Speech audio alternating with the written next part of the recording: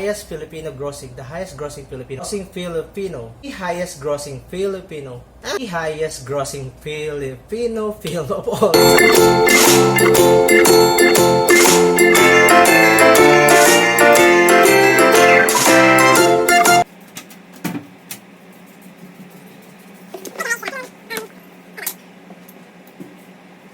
There is something I really want to discuss. I wanted to actually tweet these thoughts, but naisip ko na it's really a long discussion, so please bear with me. I want this to be a discussion. What is the truth about the highest grossing Filipino film of all time? That is something that I want to discuss in this vlog. But wait lang, I'll just take a quick shower because hindi ako naligo sa G dahil ang daming tao. Okay guys, so later na maligo. As what I'm saying, The House of Us and Hello Love Goodbye were both declared as the highest grossing Filipino film of all time. In 2018, The House of Us were also recognized by the Guillermo Mendoza Memorial Scholarship Foundation, also by the Film Development Council of the Philippines. And this year, Hello Love Goodbye is also declared as the highest grossing film of all time. So now, let us reconcile the figures and the announcement from our reliable sobrang natural lighting, kailangan ko magsalamin kasi nasisilaw ako.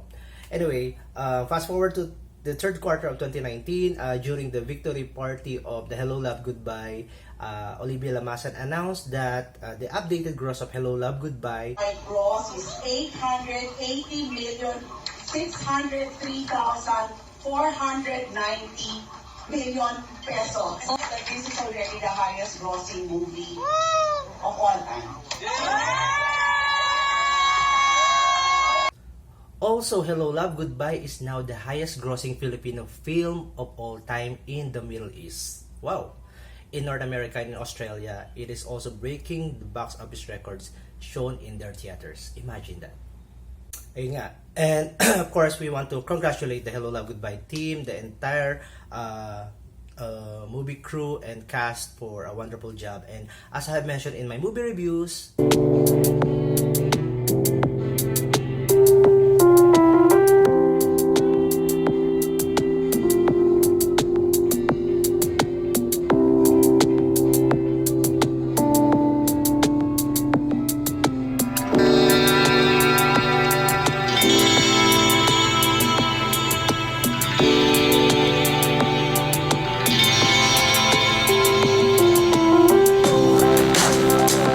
that's the record for the Hello Love Goodbye.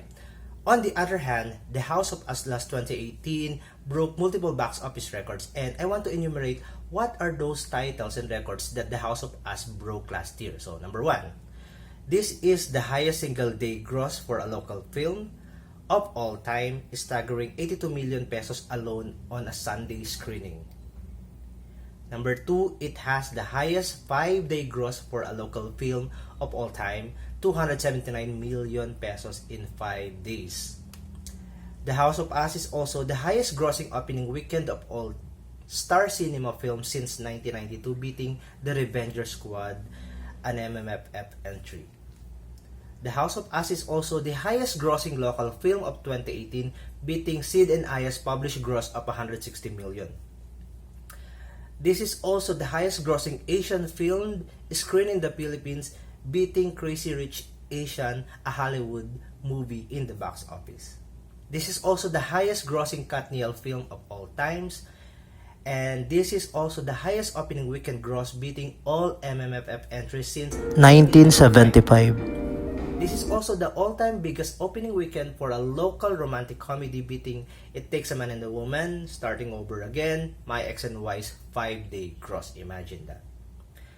The House of Us is also the biggest opening weekend film of the year, beating all Warner Brother titles. This is also the highest grossing film of all time with an A grade by Cinema Evaluation Board. This is also the film with the most number of cinema opened for any local film in 2018. Imagine 435 cinemas on a Sunday screening, September 2, 2018. This is also the first local love team to breach a 1.74 billion peso gross combined, oh my god, for all of their movies, beating all Sharon Cuneta films, Judy Ann movies, and Piolo Pascual movies. This is also the first non-MMFF movie with the fastest 200 million gross receipts of all time. Both movies broke multiple box office records, but where did the confusion start?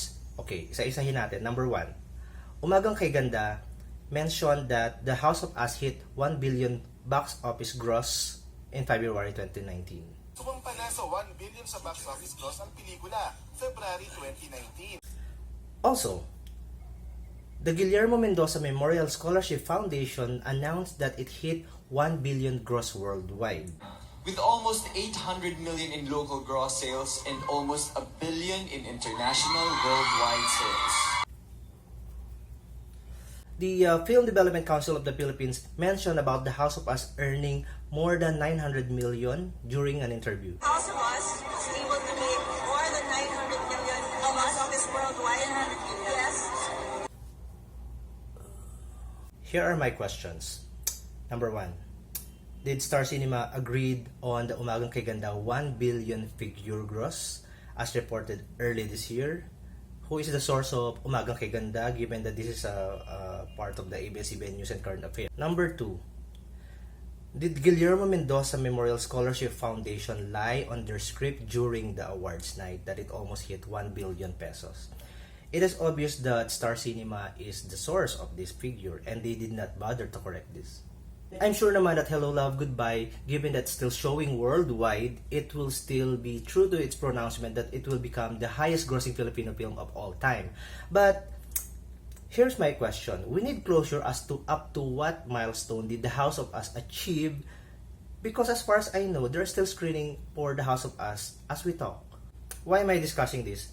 You know, as a blogger who loves to talk about box office, it's very important for me to have reliable sources, of course, and most of the time naman, I always rely to Star Cinema figures because wala naman ibang pagkukunan. So, I know that Madam Olivia Lamasan mentioned that The House of Us earned 805 million during an interview, but how do we count the other gross receipts after announcements? Naging 900 million ba siya? Naging 1 billion ba siya? Do we still have to beat that record? Or again, I congratulate Hello Love Goodbye for the milestone and now become the highest grossing Filipino film of all time. I recognize that. We just need some closure. Kasi parang medyo it's confusing lang na we stop counting the gross of House of Us given that it's still showing after 3 months, after 6 months, after 9 months, it's still showing worldwide. So, hindi na ba natin bibilangin yung gross amounts na yon? And ano ba yung dapat na i-beat ng isang movie para masabi na siya na yung highest grossing film of all time?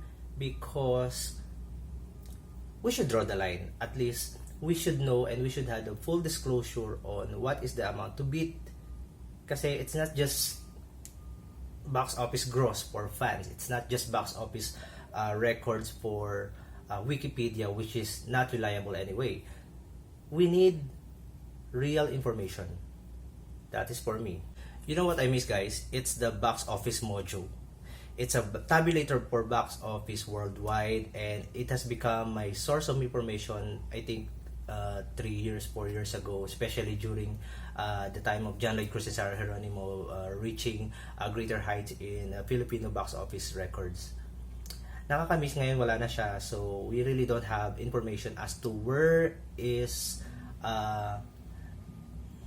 as to what and as to who is the reliable information. So of course we always rely. Congratulations to The House of Us and Hello Love Goodbye because, well, it's still Catherine Bernardo's film and she is the only Filipina who reached ang dami niya na-reach. Hindi na siya ma-reach actually, but she's still the same person, I know. That Catherine Bernardo is the only Filipina actress who reached 800 million for 2 movies. Having said all this, Catherine Bernardo is now the only Filipina actress who breached 800 million for 2 movies in 2018 and 2019. Imagine that. Puro ko imagine that, no? So yun. What do you think, guys? What question that we should be asking I want to hear from you through the comment section because I know a lot of you are also a fan of box office records. Whoever is the box office king and queen, and yeah, I want to hear from you guys, okay? So, guys, maliligo na ako. Thank you guys for watching, and I hope na malinawan tayo in the coming days. Bye!